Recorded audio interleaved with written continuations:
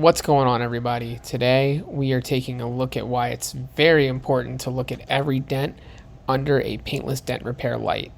I'm James Harris, and I own and operate Southside Dents and Cosmetics, and this is a 2021 BMW 3 Series with what looks to be a small dent, but as soon as we put the light on it, you can see how much larger that dent is than what you would initially think without using a PDR light.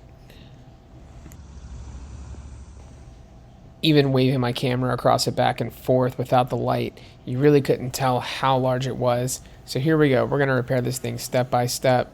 First, we're going to put the window wedge and guard in, and we'll run our tool right down the door and just give this thing some nice pushes with that double bend.